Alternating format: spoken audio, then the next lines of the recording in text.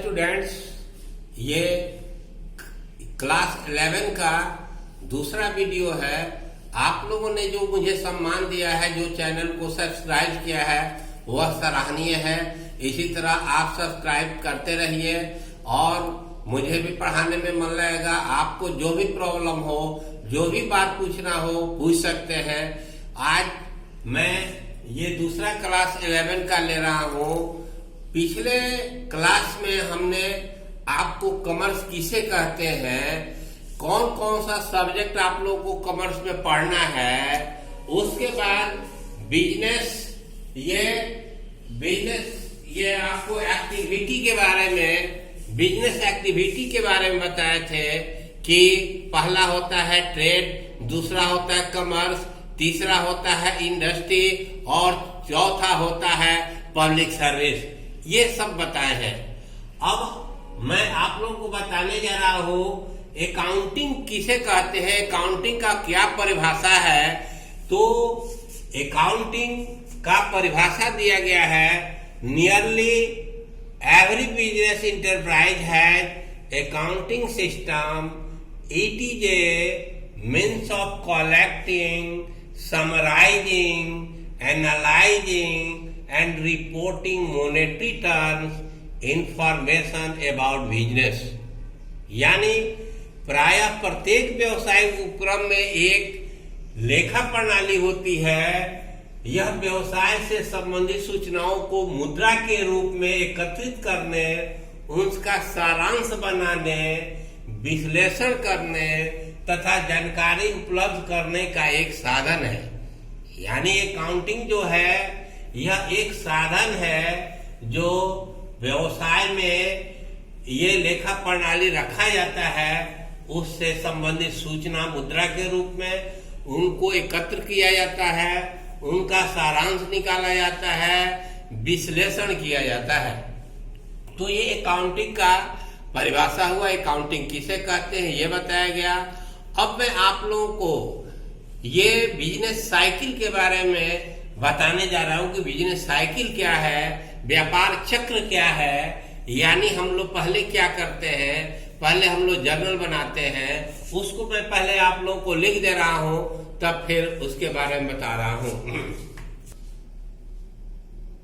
Accounting के बाद ये हमने लिखा है अकाउंटिंग साइकिल, लेखांकन चक्र।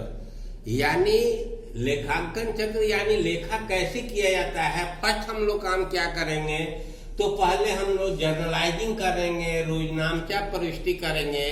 यानी व्यवसाय में जो रोजमर्रा का रोज का लेन देन होता है, उसका हम लोग रोजनामचा बनाते हैं। इसके बारे में विस्तृत आगे फिर बताया जाएगा। रोजनामचा हम लोग बनाते हैं। उसके बाद क्या करते हैं, हम लोग लेजर बनाते हैं।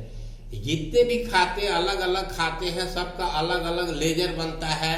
जैसे सेल्स अकाउंट बनता है, कैश अकाउंट बनता है, राम्स अकाउंट बनता है, सैलरी अकाउंट बनता है। यानी लेजर पोस्टिंग हम लोग करते हैं। जर्नल में जितने भी ये अलग अलग डिफरेंट अकाउंट्स हैं, उनका अलग अलग हम लोग लेजर में पोस्टिंग करते हैं, जिसको हम लोग हिंदी में कहते हैं खाता बही में खतियाना, यानी पोस्टिंग करना। उसके बाद हम लोग क्या करते हैं, लेजर का बैलेंस करते हैं। जो लेजर आगे बताया जाएगा, दो भाग में बटा रहेगा, डेबिट और क्रेडिट। कुछ आइटम डेबिट में जाएगा, कुछ आइटम क्रेडिट में जाएगा। उसके बाद हम लोग बैलेंस निकालते हैं कि किस खाते का कितना बैलेंस है, शेष निकाला जाता है। तो तीसरा है लेजर बैलेंसिंग। ये सब अकाउंटिंग साइकिल है, ये लेखांकन चक्र है। यानी किसके बाद ये कौन काम हम लोग करेंगे।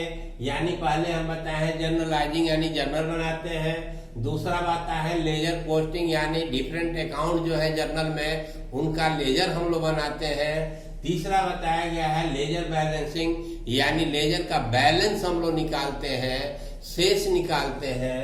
उसके बाद चौथा हम लोग करते हैं ट्रायल बैलेंस। ट्रायल बैलेंस किस लिए बनाया जाता है, अंक गणितीय शुद्धता के लिए बनाया जाता है। ट्रायल बैलेंस का दोनों अमाउंट डीआर और सीआर बराबर आ जाएगा, तो हम लोग समझेंगे कि जो जर्नल बना है, लेजर बना है, वह सही है। अगर ट्रायल बैलेंस का दोनों साइड का बैलेंस बराबर नहीं आता है तो हम लोग समझते हैं कि कहीं ना कहीं गलती है, वही पकड़ा जाता है। तो चौथा हम लोग काम करते हैं, ट्रायल बैलेंस बनाते हैं, यानी उसको तलपट कहते हैं, क्योंकि तलपट से ही फाइनल अकाउंट बनता है। ट्रायल बैलेंस चौथा काम हम लोग करते हैं।